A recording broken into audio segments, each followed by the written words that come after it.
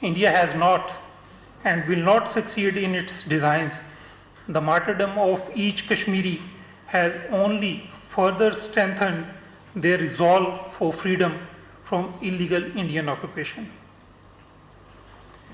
In this regard, Pakistan welcomes the call by the Human Rights Watch for an independent investigation into these extrajudicial killings of innocent Kashmiris by Indian occupation forces.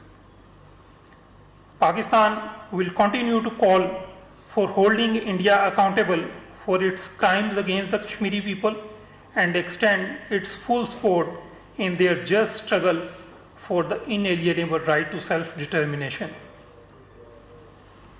You must have also noticed over the past few days there have been two separate incidents of derogatory and blasphemous remarks against the Holy Prophet Muhammad sallallahu alaihi wasallam in both India and IIOJK. First, an incident of derogatory and blasphemous social media post took place in Indian state of Karnataka, and then blasphemous remarks were posted by a Hindu extremist on social media in IIOJK. Pakistan strongly condemns these deliberate and premeditated attempts to instigate communal violence which may be used for targeting Muslims. Protection and patronage of the perpetrators of such acts by the Indian authorities is reprehensible.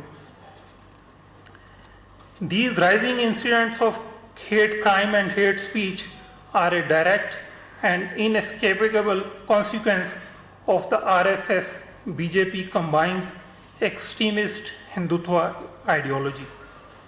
Pakistan has been consistently sensitizing the world community about the risks of unabated attempts by Hindu extremists to target and demonize minorities in India and IIOJK.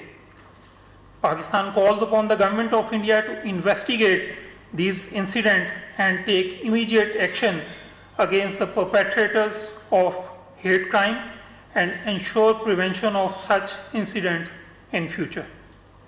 The Indian government is also called upon to ensure the safety, security, and well-being of the Muslim community and ensure protection of their religious rights. Foreign Minister Shah Mahmood Qureshi, accompanied by senior officials, has left for an official visit to Hainan, China today. He will lead Pakistani delegation to the second round of the China-Pakistan Foreign Ministers Strategic Dialogue. The Chinese side will be led by State Councillor and Foreign Minister Wang Yi. The first meeting of the dialogue was held in March last year. During the dialogue, both sides inter alia discussed cooperation on COVID-19, bilateral relations, and regional and international issues of mutual interest. The visit will play an important role in further strengthening Pakistan's deepening strategic communication and coordination with China on a range of important issues. Earlier, the President-elect of the 75th session of the United Nations General Assembly, His Excellency Volkan Bozkır, visited Pakistan on 9th and 10th of August 2020.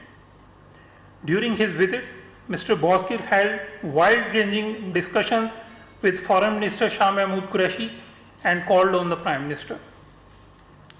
The Foreign Minister briefed Mr. Bozkır on Pakistan's priorities for the 75th session of the General Assembly, situation arising from COVID-19 pandemic, Prime Minister's global initiative on debt relief, and matters related to regional and international peace and security.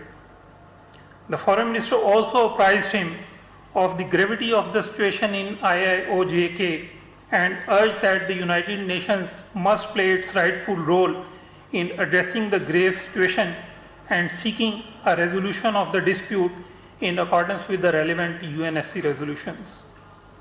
During his call on the Prime Minister, Mr. Bozkır was apprised of the government's initiatives to mitigate and suppress the socio-economic impact of COVID-19 pandemic. The Prime Minister shared that his government was following a people-centric vision in providing relief to the poorest of the poor while simultaneously promoting the achievement of sustainable development goals.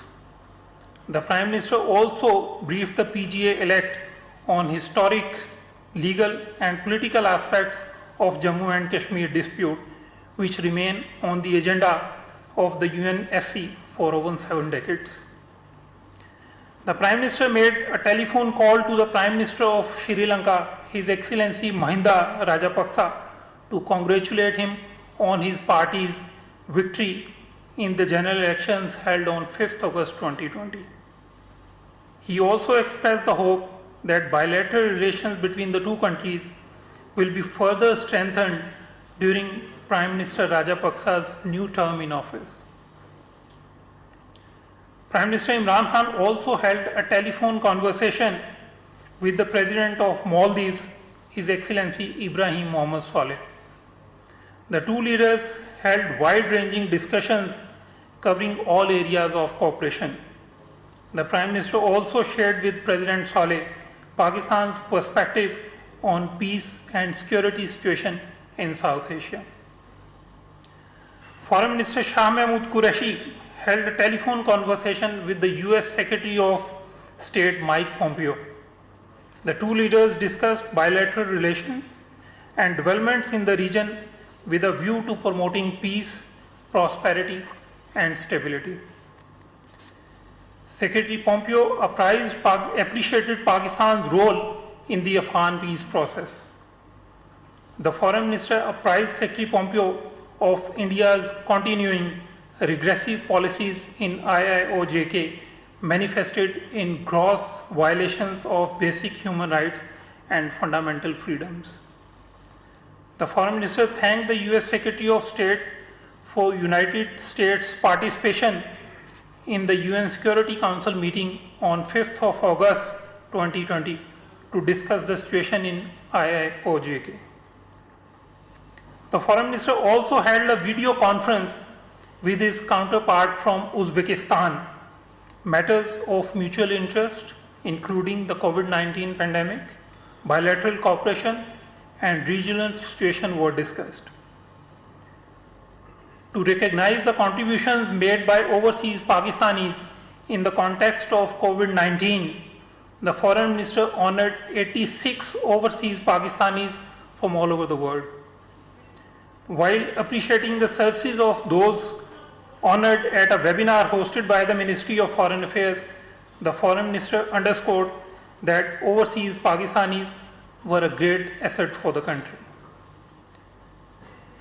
Separately, Foreign Secretary Suhail Mahmood held wide-ranging consultations with the US Under-Secretary of State for Political Affairs, Ambassador David Hale. The two sides reviewed Pakistan-US bilateral relations, its present trajectory, and future direction. In the regional context, the two sides shared their perspectives on the progress made in the Afghan peace process as well as peace and stability in South Asia. On the Afghan peace process, Pakistan is happy to see progress. Our collective efforts have so far succeeded in advancing the Afghan peace process to the current unprecedented point. All stakeholders must ensure that residual issues are resolved to commence intra-Afghan negotiations without delay. Pakistan believes that every effort must be made to seize the historic opportunity we have in Afghanistan today. I thank you very much for your patient hearing and would like to